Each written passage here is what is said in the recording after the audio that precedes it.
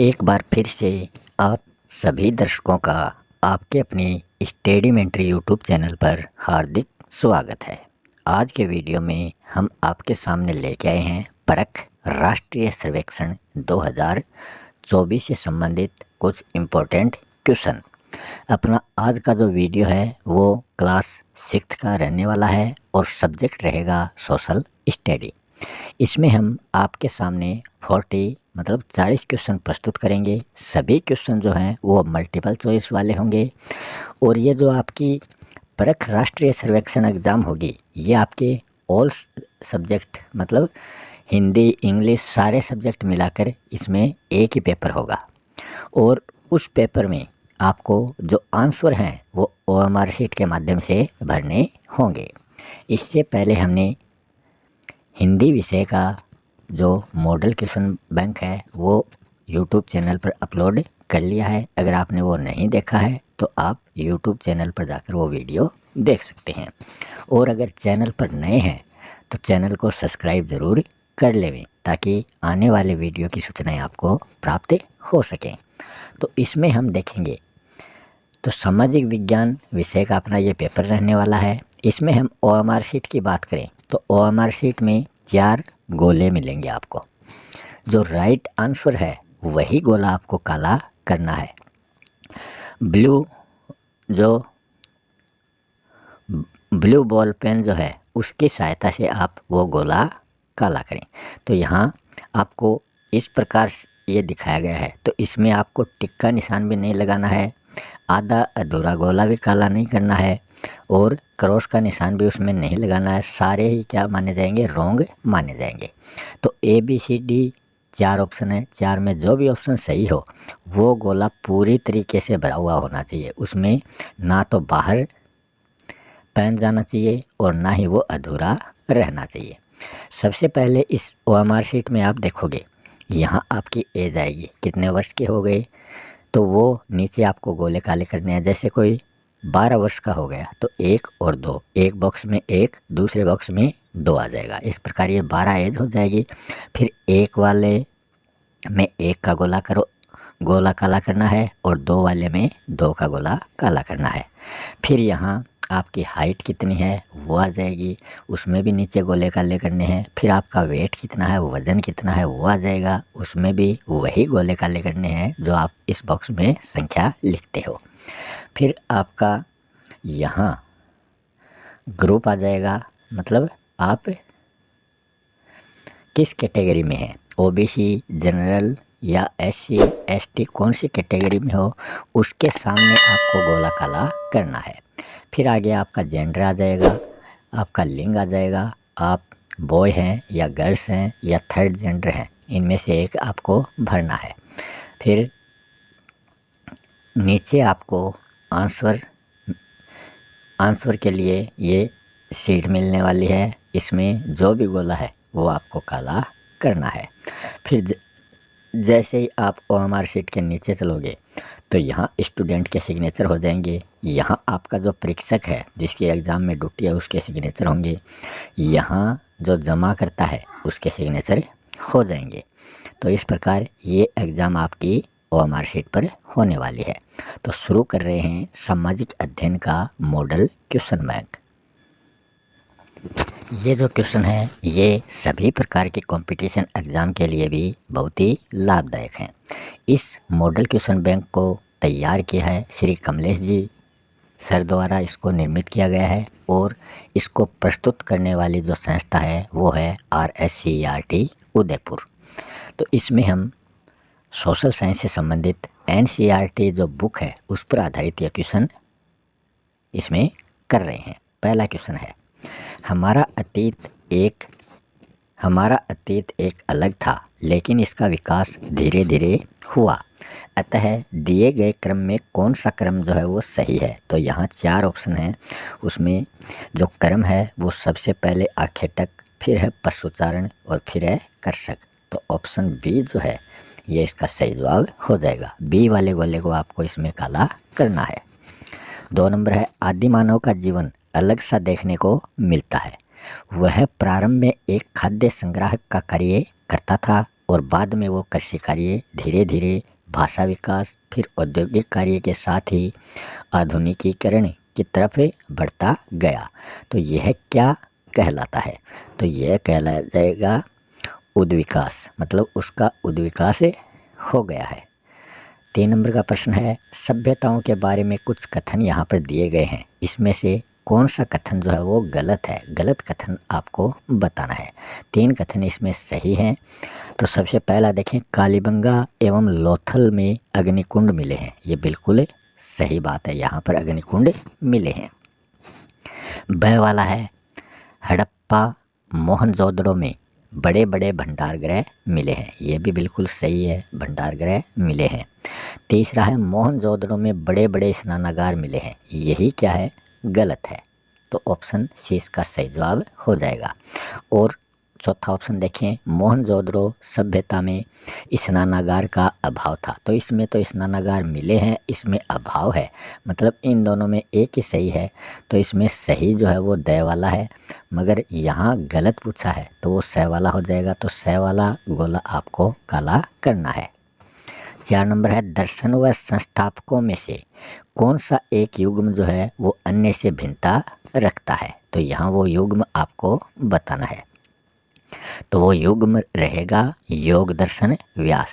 ये युग्म सही नहीं है, बाकी तीनों सही हैं। वैशेषिक दर्शन के प्रणेता हैं ऋषि कणाद, न्याय दर्शन के गौतम और सांख्य दर्शन के कपिल। योग दर्शन के कौन से हैं? पतंजलि हैं। तो डी वाला ऑप्शन इसका सही जवाब हो जाएगा।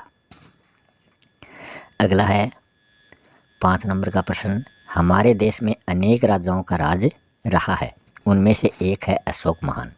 अशोक महान का धम्म किस धारणा को अंकित करता है? ये आपको बताना है। तो अशोक महान का जो धम्म है वो अपने धर्म के साथ साथ दूसरों के धर्म की भी प्रशंसा करता है, ना कि वो केवल अपने ही धर्म को बढ़ावा नहीं देते हैं, बल्कि सभी धर्मों को वो बढ़ावा देते हैं। फिर है 6 नंबर का प्रश्न, मैंने अपनी विरासत का अनुमान लगाते समय अपने पिता की ज़मीन का आधा हिस्सा अपने नाम और आधा हिस्सा अपने भाई के नाम समझा, लेकिन मेरे पिताजी ने सारी ज़मीन मेरे भाई को ही दे दी। मैं निम्न में से किस कानून का उपयोग करके अपने हिस्से की ज़मीन प्राप्त कर सकता हूँ? तो इसके लिए सही जवाब जो है वो रह जाएगा हिंदू अधिनियम धारा 2005। इस अधिनियम के तहत वो ज़मीन आप प्राप्त कर सकते हैं। क्वेश्चन नंबर 7 है, सविता और बबीता में खेत की मेड़ को लेकर विवाद हो गया है। जो खेत की जो सीमा है, बाउंड्री है, उसके कारण उनमें विवाद है। सविता ने बबीता को मारना शुरू कर दिया। अगर आप बबीता की जगह पर होते तो आप क्या करते? ये आपसे पूछा गया है। तो हम पुलिस थाने में जाकर रिपोर्ट लिखवाते। तो स वाला ऑप्शन सही हो जाएगा। 8 नंबर प्रश्न है, प्राय यह देखा जाता है कि बचपन में लड़कों के चोट लगने पर वो रोने लगते हैं, तो माता पिता या परिवार के अन्य सदस्य बोलते हैं रोना नहीं, तुम तो लड़के हो। यह कथन किस धारणा की ओर ध्यान दिलाता है? तो इस प्रकार का जो कथन है वो रूढ़िवादी, मतलब जो अपनी परंपरा है, पहले से चली आ रही रूढ़ि, उसकी ओर संकेत करता है। मतलब जो लड़के होते हैं वो मर्द होते हैं, बहादुर होते हैं, वो रोते नहीं हैं। तो ये परंपरा से चली आ रही बात है। प्रश्न नंबर 9 है, सामाजिक की एक कक्षा में अध्यापिका द्वारा सरकार का अध्ययन करवाया जा रहा है। सरकार से तात्पर्य किस संस्था से है? तो यहाँ सरकार का क्या अर्थ है वो बताना है। तो यहाँ कार्यपालिका इसका सही जवाब हो जाएगा। प्रश्न नंबर 10 है, निम्न सभ्यताओं में से एक सभ्यता जो है वो भिन्न है, तो उसे आपको अलग करना है, ढूंढना है। तो वो है कालीबंगा की सभ्यता। कालीबंगा की सभ्यता अपने देश में है, बाकी सभी विदेशी हैं। मिस्र की सभ्यता, चीन की सभ्यता, मेसोपोटामिया की सभ्यता, ये विदेशी सभ्यताएं हैं, और ये भारतीय या फिर राजस्थान की सभ्यता है हनुमानगढ़ जिले में। आगे हम बात करें प्रश्न नंबर 11। कक्षा 6 की सामाजिक की कक्षा में अध्यापिका द्वारा बच्चों को पढ़ाया जा रहा था कि सभी जीव जो हैं वो जीना चाहते हैं, सभी के लिए जीवन प्रिय है, किसी भी जीव की हत्या नहीं करनी चाहिए। यह कथन महावीर के कौन से सिद्धांत की व्याख्या करता है। तो जीवों की हत्या नहीं करना ये अहिंसा के सिद्धांत का पालन करवाता है। 12 नंबर है, निम्न सभ्यताओं में से एक सभ्यता जो है वो अलग है, भिन्न है, उसे आपको अलग करना है। तो यहाँ हम देखें कालीबंगा की सभ्यता, ये प्रश्न दोबारा रिपीट हो चुका है, इससे पहले भी ये क्वेश्चन आ चुका है। फिर है 13 नंबर का क्वेश्चन, आपके सामने एक मानचित्र दिया गया है, ये मैप दिया गया है, वर्ल्ड का ये मैप है। निम्न में से किस महाद्वीप में भारत देश स्थित है? तो यहाँ इसमें भारत देश भी स्थित है। तो आपको बताना है, यहाँ 4 ऑप्शन दिए गए हैं, कौन से ऑप्शन में ये भारत देश स्थित है, तो ये आपको बताना है। तो यहाँ 4 नंबर दिए गए हैं, तो आप ये नंबर देखोगे तो भारत देश जो है ये यहाँ पर है, मतलब इस ब्लू वाले में है, तो ये ऑप्शन नंबर 3 हो जाएगा।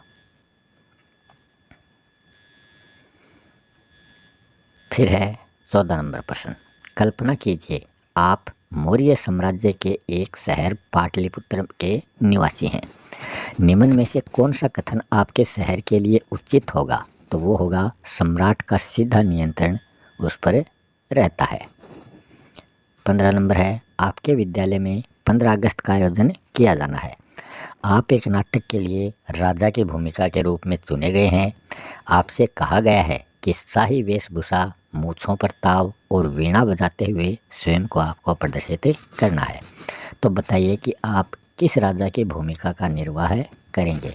तो ऐसा कौन सा राजा है जो मूछों पर ताव देता है और वीणा बजाता हुआ प्रदर्शित किया गया है? तो वो है समुद्रगुप्त। गुप्त वंश का शासक है समुद्रगुप्त।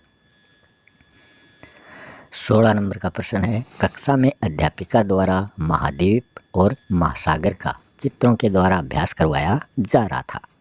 एक छात्रा द्वारा बोर्ड पर अंग्रेजी में एस के समान महासागर की आकृति बनाई। यह आकृति कौन से महासागर को प्रदर्शित कर रही है?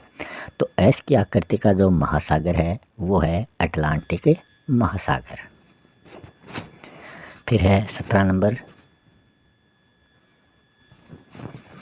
उदाहरण के लिए गुजरात से द्वारका शहर की ट्रेन का समय 1:15 है और असम का जो डिब्रूगढ़ स्टेशन है वहाँ की ट्रेन का समय 3 बजे है। तो बताइए कि दोनों ट्रेनों के स्थानीय समय में कितना अंतर है? तो गुजरात पश्चिम में पड़ता है और असम पूर्व में पड़ता है। तो दोनों का जो अंतर है समय का, वो अंतराल बताना है। असम कितने डिग्री पर स्थित है और गुजरात किस गोलार्ध में या किस डिग्री पर स्थित है? तो इसका सही जवाब हो जाएगा 1:45। क्वेश्चन नंबर 18 है, भारत देश के गुजरात राज्य में रहने वाला कबीर जो है वो लंदन में रहने वाले मित्र आलोक से कहता है कि आज रात्रि के 10 बजे शुरू होने वाले मैच का हम आनंद लेंगे। उस समय लंदन में क्या टाइम हो रखा था? मतलब गुजरात में रात के 10 बजे थे, तो लंदन का टाइम आपको बताना है। तो वो हो जाएगा सुबह के 3:30। तो ये अंतर है गुजरात और लंदन के समय में। प्रश्न नंबर 19 है, निम्न में से एक जोड़ा अन्य से भिन्न अर्थ का है, तो उसे आपको चिह्नित करना है। तो वो जोड़ा कौन सा है? वो जोड़ा है सूक्त, मतलब सजाए गए पत्थर, ये अलग है। यज्ञ अनुष्ठान होता है, महापाषाण सजाए गए पत्थर, पाषाण होता है पत्थर। रथ युद्ध में प्रयोग किया जाने वाला यातायात का एक साधन है जिस पर बैठकर युद्ध किया जाता है। 20 नंबर क्वेश्चन है, निम्न में से एक युग्म अन्य से भिन्न है, वो कौन सा है? तो यहाँ 4 युग दिए गए हैं युग्म और उसमें एक भिन्न है। भिन्न वाला आपको बताना है। पहला है वृहद हिमालय, तो ये सबसे उत्तर में स्थित पर्वत श्रृंखला है। उत्तर ऊपर का भाग, नीचे दक्षिण का भाग, इधर पूर्व का भाग, इधर पश्चिम का भाग। तो ये वृहद हिमालय बिल्कुल उत्तर में है। उत्तरी मैदान ये हिमालय के दक्षिण में स्थित हैं, तो हिमालय के दक्षिण में उत्तरी मैदान मान लो। फिर है मध्य हिमालय, हिमाद्री के दक्षिण में, तो हिमाद्री और के दक्षिण में ये स्थित है। फिर चौथा ऑप्शन देखें, शिवालिक हिमालय, ये सबसे उत्तर में स्थित है। तो सबसे उत्तर में तो वृहद हिमालय आ गया, मतलब ऑप्शन 4 गलत है। तो द वाला ऑप्शन इसका सही हो जाएगा। यही क्या है, भिन्न है। 21 नंबर प्रश्न है, अश्वमेध यज्ञ के आयोजन में असंगत समूह कौन सा है, वो आपको बताना है। तो इसमें हम देखें तो पुरोहित जिन्हें शूद्र मानते थे उन्हें शामिल नहीं किया जाता था, यही असंगत युग्म है। बाकी तीनों संगत हैं। यज्ञ विशिष्ट पुरोहितों द्वारा संपन्न किया जाता था। इस यज्ञ में राजा का प्रमुख स्थान होता था। राजा के ऊपर पुरोहित शुद्ध पवित्र जल का छिड़काव करते थे। तो ये सही होता। ब वाला ऑप्शन इसमें क्या है, गलत है। बाकी तीनों सही हैं। फिर आगे है, आप भारत के हिमालय पर्वत की शिवालिक श्रृंखला की यात्रा पर हैं। यदि अन्य सांस्कृतिक या पुरातात्विक सभ्यता जो आपको आकर्षित करेगी वो कौन सी होगी। तो हिमालय पर्वत की शिवालिक श्रृंखला की तरफ यात्रा करने पर बीच में और क्या आएगा वो आपको बताना है। तो वो कालीबंगा, वहाँ पर कालीबंगा भी अपनी ओर आकर्षित करती है। 23 नंबर है, आपके मतलब जन्मदिन के मौके पर रोशन को दादाजी ने कड़क नोट दिया था। रोशन ने देखा कि उस नोट पर दाहिनी ओर गांधी जी का चेहरा है और बाईं ओर छोटे छोटे शेर के चित्र बने हुए हैं। यह चित्र अशोक के कौन से स्तंभ लेख का वर्णन करते हैं। तो वो स्तंभ लेख बताना है जिस पर शेर के चित्र हैं। तो वो हो जाएगा सारनाथ स्तंभ लेख। अगला क्वेश्चन है, भारत में एक राज्य तमिलनाडु के दक्षिण तमिल क्षेत्र में 3 समूह में लोग रहते थे। निम्न में से एक समूह जो अन्य से भिन्न है वो आपको बताना है। तो वो हो जाएगा गांव का प्रशासन ग्राम, ये अन्य से भिन्न है।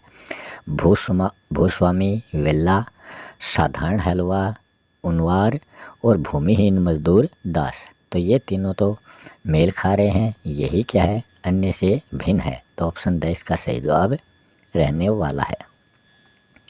अगले क्वेश्चन की बात करें,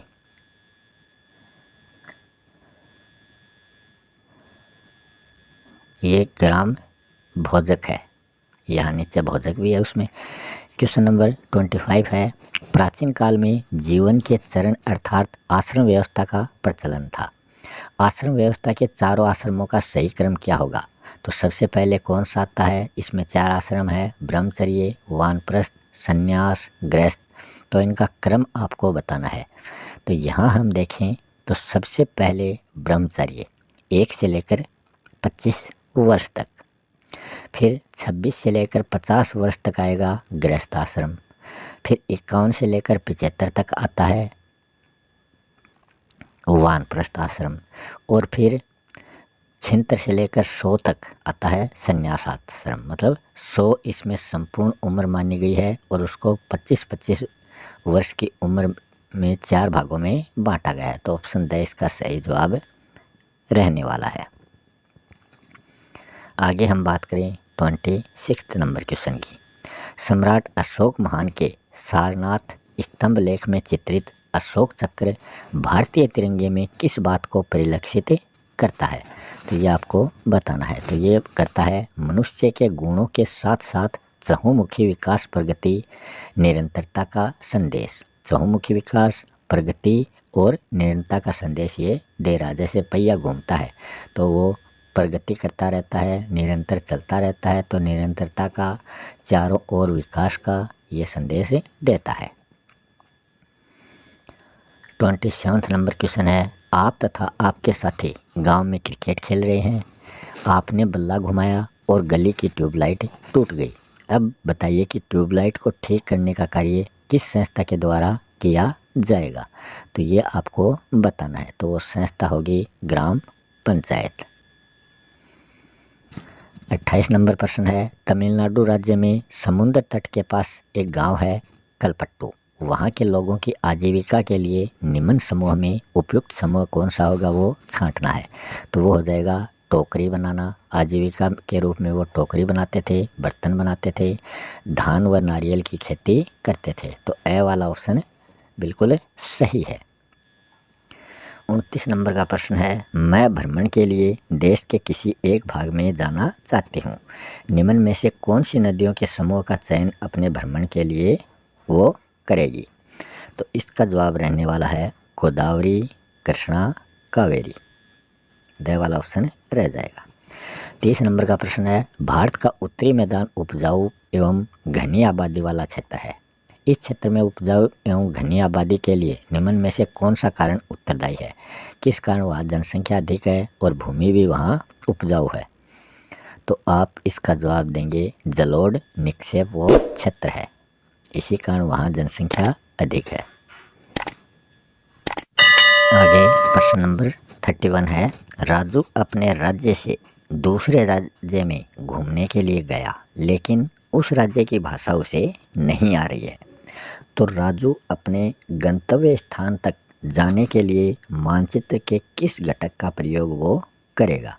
तो वो प्रतीकों का प्रयोग करता है। प्रतीकों की भाषा जो है वो सभी की एक जैसी होती है। प्रतीक के माध्यम से वो अपने गंतव्य स्थान पर पहुंच जाता है। 32 नंबर क्वेश्चन है, राजीव अपने दोस्त दिलीप के घर जाना चाहता है, लेकिन उसे रास्ते की सही जानकारी मालूम नहीं है। दिलीप अपने घर के रास्ते को बताने के लिए एक कच्चा आरेख बनाता है। निम्न में से कौन सा आरेख वो बनाएगा? तो वो बनाएगा रेखा चित्र। 33 नंबर है, भारत एक भौगोलिक विविधता वाला देश है जहाँ पर अनेक प्रकार की नदियाँ हैं। भारत के अपवाह तंत्र में बंगाल की खाड़ी में बहने वाली नदियों का क्रम जो है वो क्या रहने वाला है, ये आपको बताना है। तो बंगाल की खाड़ी जो है वहाँ पर महानदी गोदावरी, कृष्णा, कावेरी ये सभी बंगाल की खाड़ी की तरफ बहती हैं। 34 नंबर क्वेश्चन है, पृथ्वी की गति में कौन सा तर्क अन्य से सम्मिलित नहीं है? नहीं वाला आपको बताना है। तो वो हो जाएगा पृथ्वी जो है 1 वर्ष या 365 सही 1/2 दिन में सूर्य का चक्कर लगाती है। यही क्या है, सम्मिलित नहीं है। बाकी तीनों सम्मिलित है। ए वाला है घूर्णन के समय काल को, घूर्णन का जो समय है उसे उस काल को पृथ्वी दिन कहा जाता है। पृथ्वी सूर्य के पूर्व से पश्चिम की ओर चक्कर लगाती है, तो ये बता दिया कौन सी साइड से कौन सी साइड वो राउंड लगाती है, पूर्व से पश्चिम की ओर।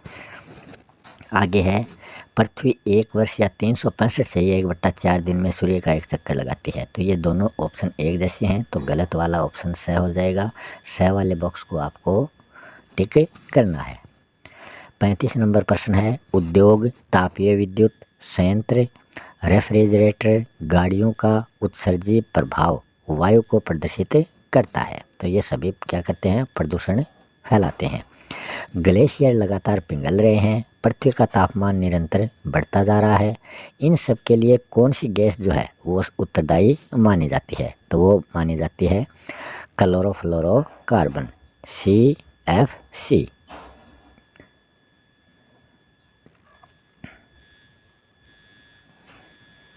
आगे है 36 नंबर का प्रश्न, प्राचीन वैदिक काल में अश्वमेध यज्ञ धार्मिक कर्मकांड का एक महत्वपूर्ण भाग था। अश्वमेध यज्ञ का आयोजन उस समय किस लिए किया जाता था? क्यों करते थे उस टाइम ये?